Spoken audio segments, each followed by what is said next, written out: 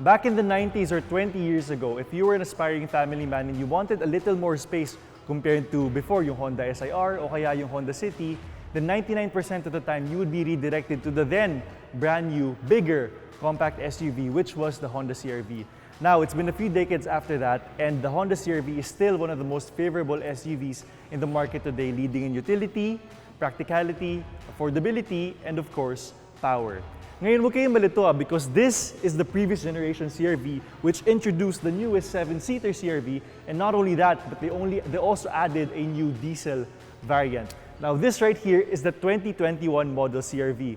My name is Jeff Monson, and allow me to take you into this exclusive quick look of the latest Honda CR-V.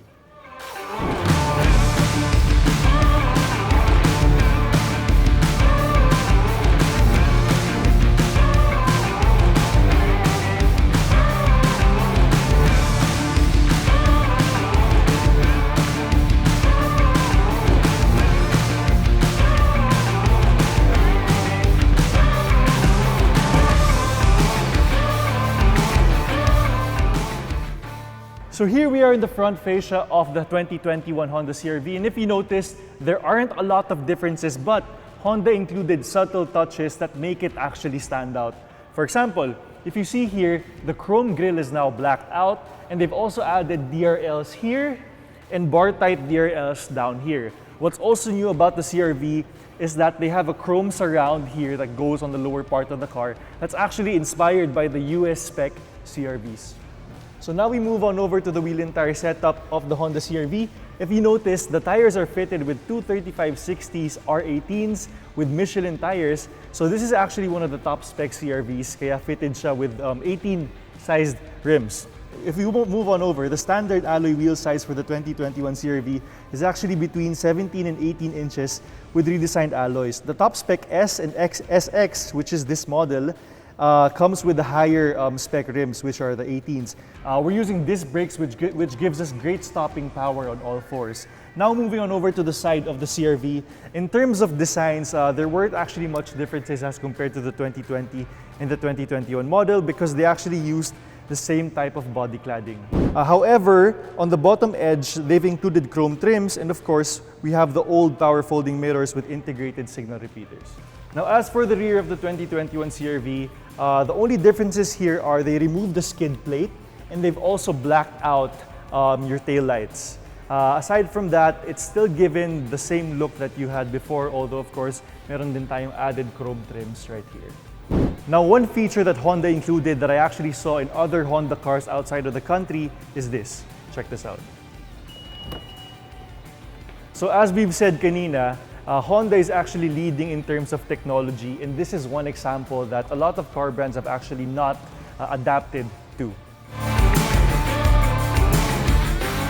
Now, as for the cargo space, the 2021 CR-V retains the 472 liters of cargo space behind the second row seats. This is also expandable to 967 liters with the all-new seats folded. Now, for the gasoline-powered CR-V, it only comes with 5 seats, so it has a bigger default cargo space with the absence of a third row. So here we are in the interior of the CR-V SX, which is their top spec variant. Now, Honda themselves call this their piano black interior. Meron din tayong added wood trims which make it look oh so elegant. So aside from that, what comes standard with all the Hondas are of course leather seats. So hindi na to bago sa Honda. So there are leather seats in front up to the very back. And hindi lang yon, but they're also 8-way power adjustable. Hindi lang sa drivers pero sa passengers din. But that's not the only thing that's nice about this interior. Honda actually also included a panoramic roof which is here on top, and the controls would be set right here. Now, hindi lang yon because kanina when I was in this car, napansin ko that wala ka ng shifter, kung ano mang gear shifter because Honda actually put them in the middle. So if you need to go to park, pipindutin mo lang yung park, reverse, tatoggle mo lang yung reverse, neutral, and drive. So parang nasa aeroplano actually. Nabigla ako. So Honda talaga is leading in terms of technology. Now, aside from that, meron din tayong in-car infotainment as well because meron tayong 7-inch touchscreen here. Full touchscreen siya, and if you see it right now, it's really, really sleek. So hindi mo na kailangan ng aftermarket upgrade. Now, if you think that's enough, Honda themselves they do not think so, because Honda again has input a lot of technological advancements, and one of them is the Honda Sensing Adaptive Cruise Control lane system. So to keep it simple, ang ginagawa nito is, let's say nasa traffic ka and pagod ka na. What you do is you turn on the Honda Sensing Control, and what it does is it actually drives the car for you and it keeps you in your lane. So hindi ka na kailangan mag-worry na umiikot-ikot na liliko-liko yung kotse, because it will actually take care of that for you. And hindi lang yun, because Honda also included a charging pad here that's actually applicable to all devices, whether Android or Apple. And meron din tayong USB chargers, which are a need for this time. Aside from that, meron din tayong dual aircon control sa taas. Well, triple aircon control kasi meron ding aircon blower for the third row. Now, aside for the rear blowers, meron din tayong, of course, added USB ports, which are right here. So, especially in the modern age, kailangan na kailangan natin to, and Honda has definitely thought of that. So, moving on to the engine of the 2021 CR-V.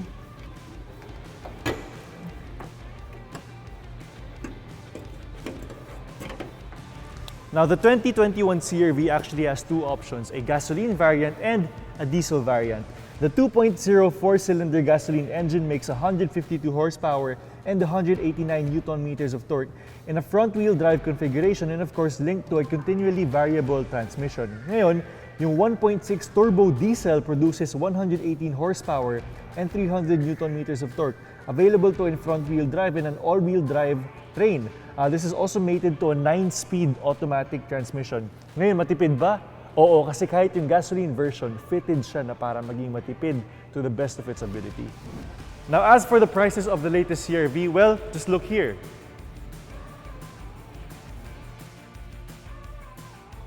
So now that you've guys seen this exclusive look into the Honda CR-V, the 2021 model, anong tingin nyo?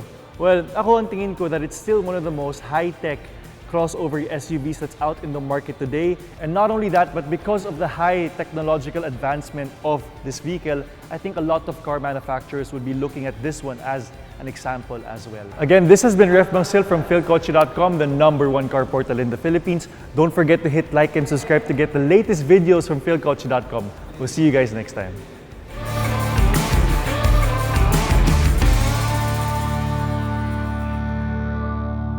Thanks for watching. Don't forget to subscribe to Philkotse, the country's #1 online car portal.